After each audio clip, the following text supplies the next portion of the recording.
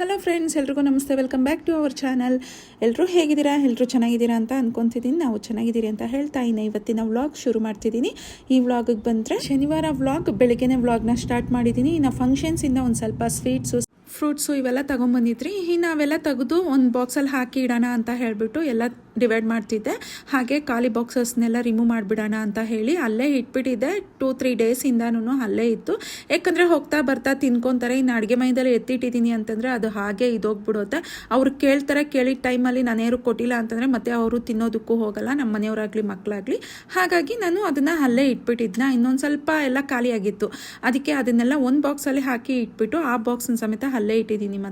ಮತ್ತೆ ಇನ್ನು ಖಾಲಿ ಬಾಕ್ಸ್ ಎರಡನ್ನೂ ತೆಗೆದು ಹೊರಗಡೆ ಇಟ್ಬಿಟ್ಟೆ. ಡಸ್ಟ್ಬಿನ್ ಹತ್ರ ಇಟ್ಟಿದ್ದೀನಿ ಅಂತಂದರೆ ಈ ಕಸದವ್ರು ಬರ್ತಿರ್ತಾರಲ್ವ, ಅವಾಗ ನಾವು ಮರಿದೀರ ಅದನ್ನು ತೆಗೆದು ಹಾಕ್ಬಿಡ್ಬೋದು. ಹಾಗಾಗಿ ಅಲ್ಲಿ ಇಟ್ಬಿಟ್ಟು ಈಗ ಅಡುಗೆ ಮನೆಗೆ ಬಂದಿದ್ದೀನಿ. ಬೆಳಗ್ಗೆ ಬ್ರೇಕ್ಫಾಸ್ಟ್ಗೆ ಅಂತೂ ಇವತ್ತು ಏನು ಮಾಡೋದಕ್ಕೆ ಇಂಟ್ರೆಸ್ಟ್ ಬರಲಿಲ್ಲ. ಇನ್ನು ಟೈಮ್ಗೆ ಹೊಟ್ಟೆ ಹಸುವಾಗ್ತಿರೋತಲ್ಲ ಅಂತ ಹೇಳಿ ಮೊಸರು ಪ್ಯಾಕೆಟು ಫ್ರಿಜ್ಜಲ್ಲಿದ್ದರೆ ಅದನ್ನೇ ಸ್ವಲ್ಪ ಒಗ್ಗರಣೆ ಹಾಕಿ ಇಟ್ಟೆ.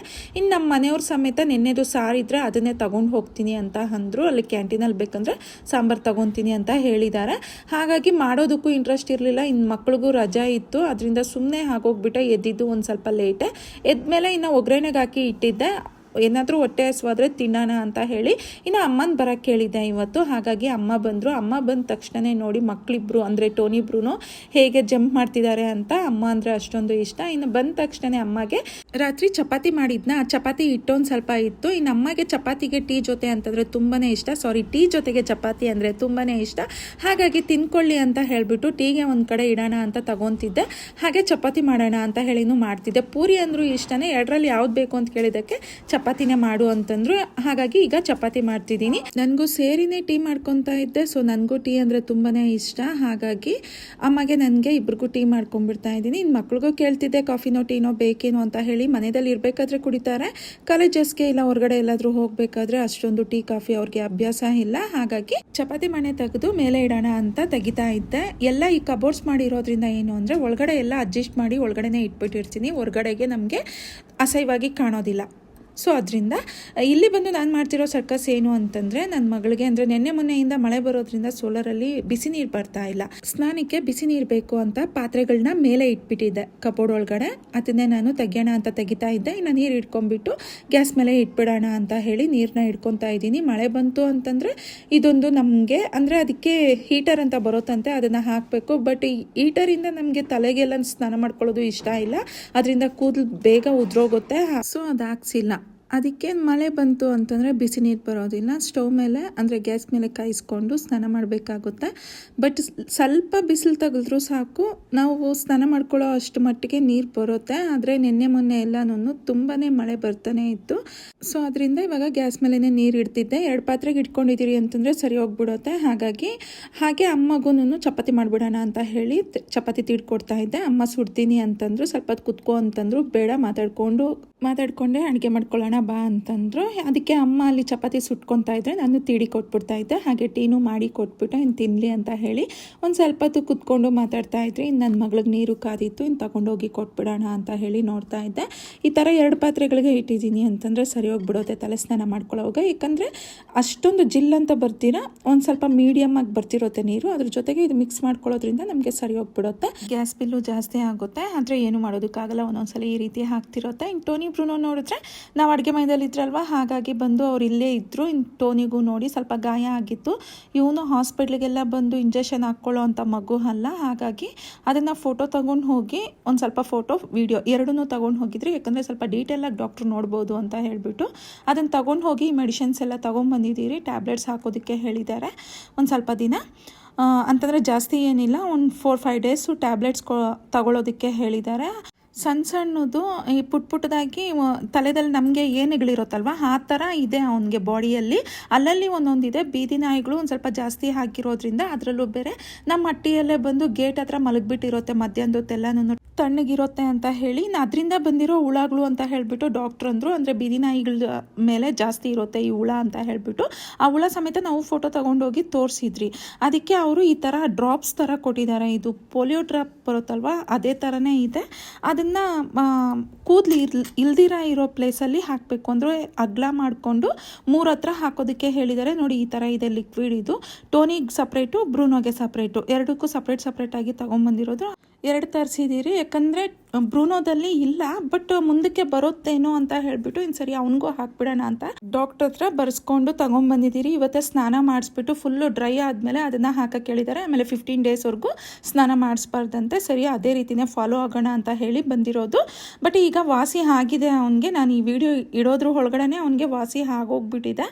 ಅಂದರೆ ಗಾಯ ನೀಟಾಗಿ ವಾಸಿ ಆಗಿದೆ. ಬಟ್ ಆ ಸಣ್ಣದು ಹುಳ ಅಂತ ಅನ್ನಲ್ವ, ಅದು ಎಲ್ಲೋ ಅಷ್ಟೊಂದು ಕಾಣ್ತಿಲ್ಲ. ಬಟ್ ಎಲ್ಲೋ ಒಂದೊಂದು ಹತ್ರ ಕಾಣ್ತು ನನಗೆ. ಅದು ಇನ್ನು 15 ಡೇಸ್ ಟೈಮ್ ಹೇಳಿದಾರಲ್ಲ, ನೋಡೋಣ ಅಂತ ಹೇಳಿಬಿಟ್ಟು ಇನ್ನು ಅದಕ್ಕೆ ಸಪ್ರೇಟು ಶಾಂಪೂನು ಕೊಟ್ಟಿದ್ರು. ಅದರಲ್ಲೇ ನೀಟಾಗಿ ಸ್ನಾನ ಮಾಡಿಸ್ಬೇಕು. 15 ಡೇಸ್ ಆದಮೇಲೆ ಮಾಡಿಸೋದಕ್ಕೆ ಹೇಳಿದ್ದಾರೆ. ಮತ್ತು ಈಗ ಬಂದು ಬಸ್ಸಾರಿಗೆ ಅಂತ ರೆಡಿ ಮಾಡ್ಕೊತಿದ್ದೆ. ಸಬ್ಬಕ್ಕಿ ಸೊಪ್ಪು ಬಂದಿತ್ತು ಮನೆ ಹತ್ರ, ಅದನ್ನೇ ತಗೊಂಡಿದ್ದೆ. ದಂಟು ಸೊಪ್ಪು ತೊಗೊಂಡಿದ್ದೀನಿ. 2 ಹಾಕಿನೇ ಬಸ್ಸಾರು ಮಾಡೋಣ ಅನ್ನೋ ಐಡಿಯಾದಲ್ಲಿ ತೊಗೊಂಡಿದ್ದು. ಬಟ್ ಈಗ ನನಗನ್ನಿಸ್ತಿರೋದು ಸಬ್ಬಕ್ಕಿ ಸೊಪ್ಪು ಜೊತೆಗೆ ಏನಾದರೂ ಕಾಳು ಹಾಕಿ ಮಾಡಿದ್ದೀರಿ ಅಂತಂದರೆ ತುಂಬಾ ಚೆನ್ನಾಗಿರುತ್ತೆ. ಹಾಗಾಗಿ ಅಲಸಂದೆ ಕಾಳನ್ನ 2 ವಿಸಿಲ್ಗೆ ಇಟ್ಕೊಂಡ್ಬಿಡ್ತಿದ್ದೀನಿ ಫಸ್ಟೇ. ಆಮೇಲೆ ಸೊಪ್ಪು ಹಾಕಿ 1 ವಿಸಿಲ್ಗೆ ಇಟ್ಕೊಂಡ್ರೆ ಸರಿ ಹೋಗ್ಬಿಡುತ್ತೆ ಅಂತ ಹೇಳಿ. ಯಾಕಂದರೆ ನೆನೆ ಹಾಕಿದ್ದಿದ್ರೆ ಅಲಸಂದೆ ಕಾಳು ಸ್ವಲ್ಪ ಚೆನ್ನಾಗಿರೋದು ಸೊಪ್ಪು ಜೊತೆಗೆ ಇಡ್ಬೋದು ಆಗಿತ್ತು. ಬಟ್ ನೆನೆಸಿರಲಿಲ್ಲ. ಇದ್ದಕ್ಕಿದ್ದಂಗೆ ಇದು ಪ್ಲ್ಯಾನ್ ಚೇಂಜ್ ಆಯ್ತಲ್ವ. ನೆನ್ನೆನೇ ಅಂದ್ಕೊಂಡಿರ್ತೀನಿ ನಾಳೆ ಏನು ಅಡುಗೆ ಮಾಡಬೇಕು, ಏನು ಟಿಫನ್ ಮಾಡಬೇಕು ಅಂತ ಹೇಳಿ. ಅದೇ ರೀತಿಯೇ ಬಸ್ಸಾರು ಮಾಡಬೇಕು ಅಂತ, ಅದು ಸೊಪ್ಪಲ್ಲೇ ಬಸ್ಸಾರು ಮಾಡಬೇಕು ಅಂತ ಹೇಳಿಬಿಟ್ಟೆ ಪ್ಲ್ಯಾನ್ ಮಾಡ್ಕೊಂಡಿದ್ದೆ. ಬಟ್ ಯಾಕೋ ನನಗಿವಾಗ ಬರೀ ಸಬ್ಬಕ್ಕಿ ಜೊತೆಗೆ ಕಾಳು ಹಾಕಿ ಮಾಡಬೇಕು ಅಂತ ಅನಿಸ್ತಿತ್ತು. ಹಾಗಾಗಿ ಇನ್ನು ದಂಟು ಸೊಪ್ಪನ್ನ ಸೈಡಿಗೆ ತೆಗೆದಿಟ್ಬಿಟ್ಟು ಈಗ ಸೊಪ್ಪಿನ ಸಾರಿಗೆ ಅಂತಂದರೆ ಬಸ್ಸಾರಿಗೆ ಏನೇನು ಬೇಕೋ ಅದನ್ನೆಲ್ಲ ಹುರ್ಕೊಂಬಿಟ್ಟು ಎಣ್ಣೆದಲ್ಲಿ ಒಂದು ಸ್ವಲ್ಪ ತಣ್ಣಗಾಗೋದಕ್ಕೆ ಬಿಟ್ಟೆ. ಮಕ್ಕಳಿಬ್ರು ಮನೆಯಲ್ಲಿ ಇದ್ದರೆ ಕಿತ್ತಾಡೋದು ಕಾಮನೇ ಅಲ್ವಾ. ಏನೋ ತಿಂಡಿ ವಿಷಯಗಳಿಗೆ ಕಿತ್ತಾಡ್ತಾ ಇದ್ದಾರೆ. ನನಗಿಷ್ಟು ಬೇಕು, ನಿನಗಷ್ಟು ಬೇಕು ಅಂತ ಹೇಳಿಬಿಟ್ಟು ತಗೊತಿದ್ರು ಕಿಚನಲ್ಲಿ ಮಕ್ಕಳಿಬ್ರು. ಮತ್ತು ಇಲ್ಲಿ ಬಂದರೆ ಅಂದರೆ ಬಸ್ಸಾರಿಗೆ ನಾನೆಲ್ಲ ರುಬ್ಕೊಂಡ್ಬಿಟ್ಟಿದ್ದೆ.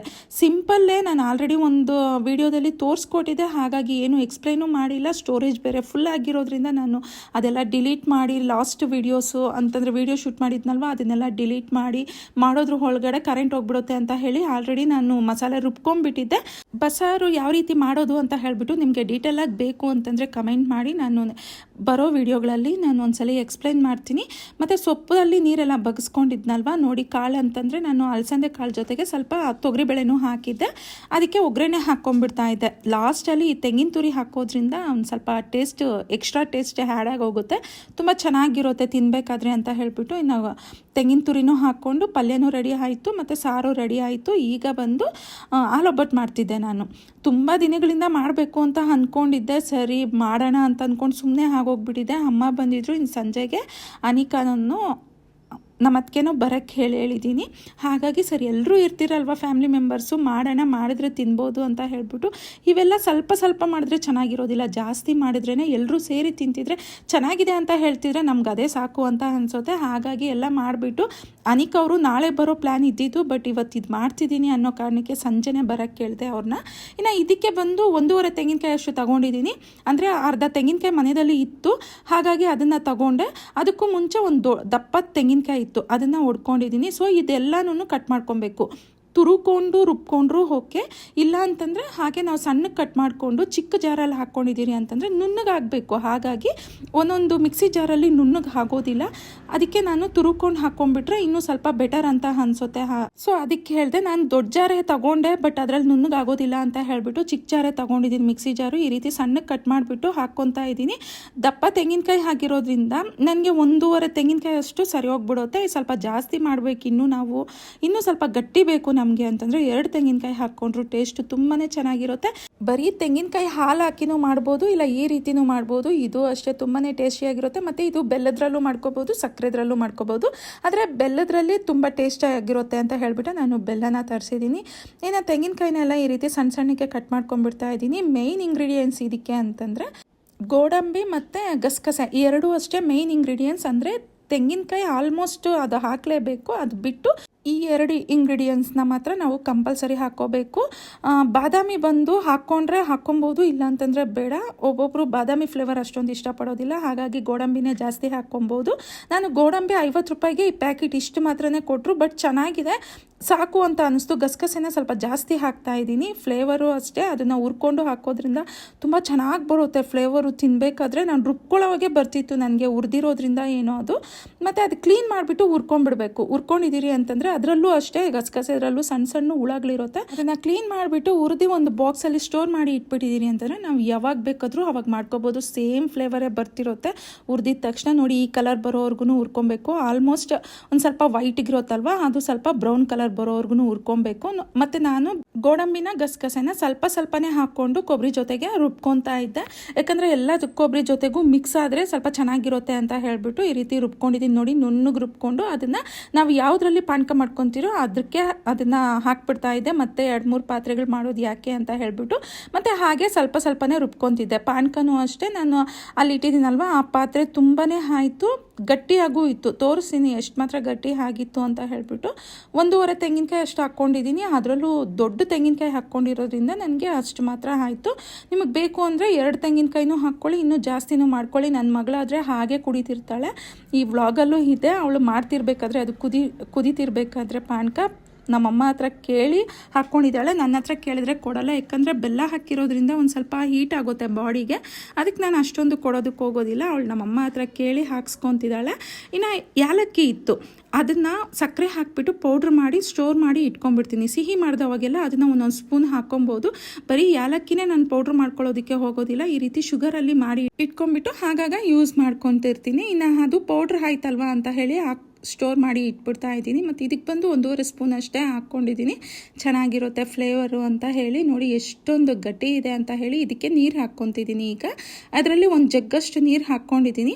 ಇನ್ನೂ ಸಾಲ್ದಿರ ಬಂತು ಅಂದರೆ ಇನ್ನೂ ಒಂದು ಸ್ವಲ್ಪನೂ ಹಾಕ್ಕೊಬೋದು. ಬೆಲ್ಲ ನಾನು ಅರ್ಧ kg ಬೆಲ್ಲ ತೊಗೊಂಡಿದ್ದೀನಿ. ನನಗೆ ಸಿಹಿ ಕರೆಕ್ಟಾಗಿ ಸರಿ ಹೋಗ್ಬಿಡ್ತು. ಈ ಪಾತ್ರೆಗೆ ಅಷ್ಟುಗೆ ಮಾಡ್ಕೊಂಡಿದ್ದೀನಿ ನಾನು. 1.5 ತೆಂಗಿನಕಾಯಿ ಹಾಕಿ ಆ ಜಗ್ಗಲ್ಲಿ 2 ಜಗ್ಗಷ್ಟು ನೀರು, ಅಂದರೆ ಒಂದು 2 ಚಮಚಷ್ಟು ನೀರು ಹಾಕ್ಕೊಂಡಿದ್ದೀರಿ. ನಮಗೆ ಸಿಹಿ ಕರೆಕ್ಟಾಗಿ ಸರಿ ಹೋಗ್ಬಿಡ್ತು. ಈಗ ಬಂದು ಹಿಟ್ಟು ಕಲಿಸ್ಕೊತಿದ್ದೆ. ಮಾಮೂಲಿ ನಾವು ಚಪಾತಿಗೆ ಅಂತಂದರೆ ಗೋಧಿ ಹಿಟ್ಟನ್ನ ಕಲಿಸ್ಕೊಂಡು ಚಪಾತಿ ಮಾಡ್ಕೊತೀರಿ. ಪೂರಿಗೆ ಅಂತಂದರೆ ಒಬ್ಬೊಬ್ಬರು ಮೈದಾದಲ್ಲೂ ಮಾಡ್ತಾರೆ, ಒಬ್ಬೊಬ್ಬರು ಗೋಧಿದಲ್ಲೂ ಮಾಡ್ತಾರೆ. ಇದಕ್ಕಾದರೆ ನಾನು ಎರಡನ್ನೂ ಮಿಕ್ಸ್ ಮಾಡ್ಕೊಂಡಿದ್ದೀನಿ. ನಿಮಗೆ ಬೇಡ ಬರೀ ವೈಟ್ಗೆ ಚೆನ್ನಾಗಿ ಕಾಣಬೇಕು, ಕ್ರಿಸ್ಪಿಯಾಗಿರಬೇಕು ಅಂತಂದರೆ ಬರೀ ಮೈದಾನೇ ಯೂಸ್ ಮಾಡ್ಕೊಳ್ಳಿ. ತಣ್ಣಗಾಗಿದ ತಕ್ಷಣ ಒಂಥರ ನಾರ್ ಥರ ಆಗೋಗ್ಬಿಡುತ್ತೆ. ಹಾಗಾಗಿ ನಾನು ಎರಡನ್ನೂ ಮಿಕ್ಸ್ ಮಾಡಿಬಿಟ್ಟೆ ಈ ರೀತಿ ಕಲಿಸ್ಕೊಂಡಿದ್ದೀನಿ. ಈಗ ನೋಡಿ ತೀಡಿ ಇಟ್ಕೊಂಡ್ಬಿಟ್ಟಿದ್ದೀನಿ ಆಲ್ರೆಡಿ. ಎಣ್ಣೆನೂ ಅಷ್ಟೇ ಸ್ಟವ್ ಮೇಲೆ ಇಟ್ಬಿಟ್ಟಿದ್ದೆ ಬಿಸಿ ಬರಲಿ ಅಂತ ಹೇಳಿಬಿಟ್ಟು. ಇನ್ನು ಅದು ಎಣ್ಣೆ ಕಾದಿದ ತಕ್ಷಣವೇ ನಾನು ಇನ್ನು ಪೂರಿ ಸುಟ್ಕೊಂಡ್ಬಿಟ್ಟಿದ್ದೀನಿ ಅಂತಂದರೆ ನನಗೆ ಹಾಲು ಒಬ್ಬಟ್ಟು ರೆಡಿಯಾಗಿ ಹೋಗ್ಬಿಡುತ್ತೆ. ಪೂರಿ ಬೇಡ ಅಂತಂದರೆ ಚಪಾತಿ ಸಮೇತ ಮಾಡ್ಕೊಬೋದು. ಇನ್ನು ಇಲ್ಲಿ ಬಂದರೆ ಹೇಳಿದ್ನಲ್ಲ ಆಗಲೇ ನನ್ನ ಮಗಳಿಗೆ ಪಾನಕ ಹಂಗೆ ಕುಡಿದು ಅಭ್ಯಾಸ ಅಂತ ಹೇಳಿಬಿಟ್ಟು ಅದನ್ನೇ ನೋಡಿ ನಮ್ಮಮ್ಮ ಇನ್ನು ಗ್ಲಾಸಲ್ಲಿ ಹಾಕಿ ಕೊಡ್ತಾಯಿದ್ರು. ಇನ್ನು ಈ ಕಡೆಗೆ ಬಂದರೆ ನೋಡಿ ಪೂರಿನೂ ಈ ರೀತಿ ಆಯಿತು. ಸ್ವಲ್ಪ ಮೈದಾ ಹಾಕಿರೋದ್ರಿಂದ ನಮಗೆ ಈ ರೀತಿ ಬಂದಿದೆ ಪೂರಿ. ಚೆನ್ನಾಗಿರುತ್ತೆ 2 ಕಾಂಬಿನೇಷನಲ್ಲಿ. ನಾವು ಮೈದಾ ಮತ್ತು ಗೋಧಿ ಎರಡನ್ನೂ ಹಾಕಿ ಮಾಡೋದ್ರಿಂದ ಚೆನ್ನಾಗೂ ಇರುತ್ತೆ ಪೂರಿ ತಿನ್ನಬೇಕಾದ್ರೆ. ಮತ್ತು ಆ ಪಾನಕ ಹಾಕ್ಕೊಂಡು ತಿನ್ನೋದ್ರಿಂದ ಕರೆಕ್ಟಾಗಿ ಇರುತ್ತೆ ನಮಗೆ ಟೇಸ್ಟ್. ಇನ್ನು ಮಾಡಿದ್ದು ಆಯಿತು. ಇನ್ನು ಹಾನಿಕಗೂ ಬರೋಕ್ಕೆ ಹೇಳ್ಬಿಟ್ಟು ಫೋನ್ ಮಾಡ್ತಾ ಇದ್ದೆ. ಇನ್ನು ಪೂರಿ ಒಂದು ಕಡೆ ಸುಡ್ತಾ ಇದ್ದೀನಿ. ಸ್ವಲ್ಪ ಎಲ್ಲ ಒಂದೇ ಸಲಿನೇ ತೀಡಿ ಇಟ್ಕೊಂಡ್ಬಿಟ್ಟಿರೋದ್ರಿಂದ ಒಂದು ಕಡೆಯಿಂದ ಸುಟ್ಕೊಂಡ್ಬಂದ್ಬಿಡ್ಬೋದು ಪೂರಿನ. ಮತ್ತು ನಾವು ಅವಾಗ ತೀಡಿ ಚಪಾತಿ ಮಾಡ್ಕೊಳ್ಳೋ ಥರ ನಾವು ಪೂರಿ ಸುಟ್ಕೊಳ್ಳೋದಕ್ಕೆ ಆಗೋದಿಲ್ಲ. ಒಂದೇ ಸಲಿನೇ ತೀಡಿ ಇಟ್ಕೊಂಡ್ಬಿಡ್ತೀನಿ, ಆಮೇಲೆ ಈ ರೀತಿ ಮಾಡ್ಕೊಂಡ್ಬಿಡ್ತೀನಿ. ನೋಡಿ ಪೂರಿ ಎಲ್ಲ ಆಯಿತು. ನಾವು ಇವಾಗಿರೋ ಜನಕ್ಕೆ ಎಷ್ಟು ಬೇಕೋ ಅಷ್ಟು ಮಾತ್ರನೇ ಮಾಡ್ಕೊಂಡಿದ್ದೀನಿ. ಅವಾಗ ಬಿಸಿಯಾಗಿ ಮಾಡ್ಕೊಂಡು ತಿಂದರೆ ಚೆನ್ನಾಗಿರುತ್ತೆ ಅಂತ ಹೇಳಿಬಿಟ್ಟು ಇವಾಗ ನಮಗೆ ಮಾತ್ರ ಮಾಡಿಕೊಂಡು ಇನ್ನು ಎಲ್ರಿಗೂ ಪ್ಲೇಟ್ಸ್ಗೆ ಹಾಕಿ ಕೊಟ್ಬಿಡ್ತಿದ್ದೆ. ಪಾನಕನೂ ನೋಡ್ಬೋದು ನೀವು ಗಟ್ಟಿಯಾಗಿ ಬಂದಿದೆ, ನೀರು ಇಲ್ಲ ಅಷ್ಟೊಂದು ಗಟ್ಟಿನೂ ಇಲ್ಲ, ಕರೆಕ್ಟಾಗಿ ಬಂದಿತ್ತು ಪಾನಕ ಮಾತ್ರ. ಟೇಸ್ಟ್ ಮಾತ್ರ ತುಂಬಾ ಚೆನ್ನಾಗಿತ್ತು. ಇನ್ನು ಎಲ್ರಿಗೂ ಹಾಕಿ ಕೊಟ್ಬಿಡ್ತಾ ಇದ್ದೀನಿ. ನಮ್ಮಮ್ಮ ನನ್ನ ಮಗಗೆ ಹಾಕಿ ಕೊಡ್ತಾಯಿದ್ರು. ಅದೊಂದು ಸ್ವಲ್ಪ ಒಂದು 10 ನಿಮಿಷ ಇಲ್ಲ ಒಂದು 5 ನಿಮಿಷ ಆದರೂ ಆ ಪಾನಕದಲ್ಲಿ ಸ್ವಲ್ಪ ನೆಂದಿದೆ ಅಂತಂದರೆ ಟೇಸ್ಟ್ ಸ್ವಲ್ಪ ಚೆನ್ನಾಗಿ ಬರುತ್ತೆ. ತುಂಬಾ ಚೆನ್ನಾಗಿತ್ತು ಅಂತ ಅಂದರು. ತಿಂದಿದ್ದು ಆದಮೇಲೆ ಇನ್ನು ಅನಿಕಗೂ ಸೌಮ್ಯಗೂ ಬರೋಕ್ಕೆ ಹೇಳಿಬಿಟ್ಟೆ. ಹೇಗೋ ಸ್ವೀಟ್ ಮಾಡಿದ್ದೀನಲ್ಲ, ಅವರು ನಾಳೆ ಬರ್ತೀನಿ ಅಂತಂದರು. ಏನಾದರೂ ನೀವು ರೆಸಿಪೀಸ್ ಈ ರೀತಿ ಏನಾದರೂ ಡಿಫ್ರೆಂಟಾಗಿ ಟ್ರೈ ಮಾಡಿದವಾಗ ಅಮ್ಮ ಅವರು ಬಂದರೆ ಚೆನ್ನಾಗಿರುತ್ತೆ ಅಂತ ಹೇಳಿನೇ ಕರ್ಸ್ಕೊಂಡ್ಬಿಡ್ತೀನಿ. ಆದಷ್ಟು ಸಂಡೇ ಸ್ಯಾಟರ್ಡೆ ಟೈಮ್ಸಲ್ಲೇ ನಾನು ಈ ಥರ ಯಾವುದಾದ್ರೂ ಹೊಸ ಡಿಶ್ನ ಟ್ರೈ ಮಾಡ್ತಿರ್ತೀನಿ. ಅಮ್ಮ ಅವರು ಬರ್ಬೋದು, ಅದರಲ್ಲೂ ಮಕ್ಳಿಗೂ ರಜಾ ಇದ್ದಿದ್ದ ದಿನಗಳು ಆಗಿರೋದ್ರಿಂದ ಒಂದು ಸ್ವಲ್ಪ ಜಾಸ್ತಿ ತಿನ್ಕೊತಾರೆ ಮಾಡಿದ್ರೆ ಅಂತ ಹೇಳಿಬಿಟ್ಟೆ ಮಾಡ್ಕೊತಿರ್ತೀನಿ. ಇನ್ನು ಮಾಡಿದ್ದಕ್ಕೆ ಅವ್ರನ್ನೂ ಕರೆಸಿದ್ದಾಯಿತು. ಇನ್ನು ಅಡುಗೆ ಅಷ್ಟೊಂದು ಮಾಡಿದ್ಮೇಲೆ ವೆಸಲ್ಸ್ ನೋಡಿ ಎಷ್ಟೊಂದು ಬಿದ್ದಿದೆ ಅಂತ ಹೇಳಿ ಇನ್ನು ಅದನ್ನೆಲ್ಲ ತೊಳೆದು ನೀಟಾಗಿ ಎಲ್ಲಿಂದಲ್ಲಿ ಜೋಡಿಸ್ಬಿಟ್ಟು ಸ್ಟವ್ ಎಲ್ಲ ಒಂದು ಸ್ವಲ್ಪ ತೊಳೆದು ಬಿಟ್ಟು ಮತ್ತೆ ಹಾಗೆ ಕೌಂಟರ್ ಟಾಪ್ ಎಲ್ಲ ಕ್ಲೀನ್ ಮಾಡ್ಕೊಂಡ್ಬಿಡೋಣ ಅಂತ ಹೇಳಿನೇ ಮಾಡ್ಕೊತಿದ್ದೆ. ಈ ಅಡುಗೆಗಳಲ್ಲಿ ಈ ಸ್ವೀಟ್ಗಳೇನಾದರೂ ಮಾಡಿದವಾಗ ಅಡುಗೆ ಮನೆ ಎಲ್ಲ ಏನೋ ಒಂಥರ ಜಿಡ್ಡಾಗಿ ಕೈಗೆಲ್ಲ ಅಂಟ್ಕೊಳ್ಳೋ ಥರ ಕಾಲ್ಗೆಲ್ಲ ಸಿಗೋ ಥರ ಇರುತ್ತೆ. ಹಾಗಾಗಿ ಒಂದು ಸ್ವಲ್ಪ ಒರೆಸ್ಕೊಂಡ್ಬಿಡ್ತೀನಿ ನೆಲ ಸಮೇತ. ಕಿಚನಲ್ಲಿ ಫೈನಲ್ ಟಚ್ ಅಂದರೆ ಸ್ಟವ್ನ ಕ್ಲೀನ್ ಮಾಡ್ಕೊಂಡ್ಬಿಡೋದೆ. ಸೊ ಇವಾಗ ಕೆಲಸ ಎಲ್ಲ ನನಗೆ ಕಂಪ್ಲೀಟ್ ಆಯಿತು. ಈಗ ನಾನು ಮಾಡಿರೋ ಅಡುಗೆ ಹೇಗಿದೆ ಅಂತ ಹೇಳಿ ಇನ್ನು ಹಾಕ್ಕೊಂಡು ತಿನ್ನಬೇಕು. ಆಗಲೇ ನನ್ನ ಮಗಳು ತಿನ್ನಬೇಕಾದ್ರೆ ಒಂದು ತುತ್ತು ಟೇಸ್ಟ್ ಮಾಡಿದೆ, ತುಂಬ ಚೆನ್ನಾಗಿ ಬಂದಿತ್ತು. ಸ್ವೀಟ್ ಎಲ್ಲ ಕರೆಕ್ಟಾಗಿತ್ತು. ಜಾಸ್ತಿ ಸ್ವೀಟ್ ಆಗೋದ್ರೂ ತಿನ್ನೋಕ್ಕಾಗಲ್ಲ, ಹಾಗೆ ಕಡಿಮೆ ಆದರೂ ತಿನ್ನೋಕ್ಕಾಗಲ್ಲ. ಕರೆಕ್ಟಾಗಿತ್ತು ಅಂತ ಅಂದರೆ ತುಂಬಾ ಚೆನ್ನಾಗಿರುತ್ತೆ ಈ ಅಡುಗೆ ಮಾತ್ರ. ಇನ್ನು ನೋಡಿ ಈಗ ಹಾಕ್ಕೊಂಡಿದ್ದೀನಿ. ಆಗಲೇ ಪಾತ್ರೆ ತೊಳಿಬೇಕಾದ್ರೇ ಸ್ವಲ್ಪ ನೆನಿಲಿ ಅಂತ ಹಾಕಿ ಇಟ್ಟಿದ್ದೆ. ಇನ್ನು ಈಗ ಹಾಕ್ಕೊಂಡ್ಬಿಟ್ಟು ತಿಂತಾ ಇದ್ದೀನಿ. ಇಲ್ಲಿ ಬಂದರೆ ಆವಾಗಲೇ ನಾನು ಲಿಕ್ವಿಡ್ ತೋರಿಸಿದ್ನಲ್ವ ಅದನ್ನೇ ಹಾಕ್ತಿದ್ದೀರಿ. ಫಸ್ಟು ಬ್ರೂನೋಗೆ ಹಾಕಿಬಿಟ್ಟು ಆಮೇಲೆ ಟೋನಿಗೆ ಹಾಕೋಣ ಅಂತ ಹೇಳಿ. ಬ್ರೂನೋಗೆ ಹಾಕೋದು ಅಷ್ಟೊಂದು ರಿಸ್ಕ್ ಅಂತ ಅನಿಸಲ್ಲ, ಬಟ್ ನಮ್ಮ ಟೋನಿಗೆ ಹಾಕಬೇಕಾದ್ರೆ ಸಖತ್ ರಿಸ್ಕ್ ಅಂತ ಅನಿಸುತ್ತೆ. ಯಾಕಂದರೆ ಕಚ್ಬಿಡ್ತಾನೆ ಅವನು. ಅದರಲ್ಲೂ ನನ್ನ ಮಕ್ಕಳಂತೂ ತುಂಬಾ ಭಯಪಡ್ತಾರೆ. ನೋಡಿ ನನ್ನ ಮಗ ಹಾಕಕ್ಕೆ ಬರೋದು ಕೈ ಎತ್ತೋದು. ನಾನು ಸ್ವಲ್ಪ ಏನೋ ಒಂಥರ ಆಡಿಸೋ ಥರ ಹಾಡಿಸ್ಕೊಂಡು ಹಾಕ್ಬಿಡ್ತೀನಿ. ನಾನು ಈ ರೀತಿ ತೋರಿಸ್ತಾ ಇದ್ದೆ ಅವ್ರು ಹಾಕ್ಲಿ ಅಂತ ಹೇಳಿ. ಲಾಸ್ಟಿಗೂ ಅವ್ರ ಕೈಲಿ ಆಗಿಲ್ಲ, ಆಮೇಲೆ ನಾನೇ ಹಾಕ್ತಿದ್ದೆ. ಈ ಲಿಕ್ವಿಡ್ ಹಾಕಿದಾದ್ಮೇಲೆ 15 ಡೇಸ್ ಸ್ನಾನ ಏನು ಮಾಡಿಸ್ಬಾರ್ದು ಅಂತ ಅಂದಿದ್ದಾರೆ. ನೋಡೋಣ ರಿಸಲ್ಟ್ ಹೇಗಿರುತ್ತೋ. ನಾನು 15 ಡೇಸ್ ಆದಮೇಲೆ ಹೇಳ್ತೀನಿ. ಯಾಕಂದರೆ ಯಾರಾದರೂ ನಾಯಿಗಳು ಸಾಕೋರಿದ್ರೆ ಸ್ವಲ್ಪ ಹೆಲ್ಪ್ ಆಗುತ್ತೆ ಅಂತ ಹೇಳಿ. ಈಗ ಬಂದರೆ ಸೌಮ್ಯನೂ ಅನಿಕಾ ಬಂದರು. ಸಂಜೆ 6:30 ಆಗೋಗಿತ್ತು ಟೈಮ್ ಅವ್ರು ಬರೋದ್ರು ಒಳಗಡೆ. ಅಲ್ಲಿ ಎಲ್ಲ ಅನ್ನಗೆ ಅಡುಗೆ ಎಲ್ಲ ಮಾಡಿ ಇಟ್ಬಿಟ್ಟು ಬಂದಿದ್ದಂತೆ, ಅದಕ್ಕೆ ಲೇಟ್ ಆಯಿತು. ಇನ್ನು ಅವ್ರು ಬಂದ ತಕ್ಷಣವೇ ಟೋನಿ ಬ್ರೂನೋ ಒಂದು ಸ್ವಲ್ಪ ಹೊತ್ತು ಅವ್ರನ್ನ ಕುತ್ಕೊಳ್ಳೋದಕ್ಕೂ ಬಿಡ್ದಿರ ಹಿಂಸೆ ಕೊಡ್ತಿರ್ತಾರೆ. ಆಮೇಲೆ ಒಂದು ಸ್ವಲ್ಪ ಹೊತ್ತಿಗೆ ಹೋಗಿ ಅವರೇ ತೆಪ್ಪಗೆ ಮಲ್ಕೊಂಡ್ಬಿಡ್ತಾರೆ. ಇನ್ನು ಅವ್ರು ಬಂದ ತಕ್ಷಣ ಪೂರಿ ಸುಟ್ಬಿಟ್ಟು ಕೊಟ್ಬಿಡ್ತಾ ಇದ್ದೆ, ಫಸ್ಟು ತಿನ್ಬಿಡ್ಲಿ ಅಂತ. ಯಾಕಂದರೆ ಇನ್ನು ರಾತ್ರಿಗೆ ಮತ್ತೆ ಊಟ ಮಾಡಬೇಕು. ಹಾಗಾಗಿ ಅವರು ಅಷ್ಟೇ ತುಂಬ ಚೆನ್ನಾಗಿದೆ ಅಂತ ಅಂದರು. ಇವತ್ತಿನ ವ್ಲಾಗ್ ಇಷ್ಟೇ. ಈ ವ್ಲಾಗ್ ನಿಮ್ಗೆ ಇಷ್ಟ ಆಗಿದ್ರೆ ಪ್ಲೀಸ್ ಲೈಕ್, ಶೇರ್, ಸಬ್ಸ್ಕ್ರೈಬ್ ಮಾಡಿ.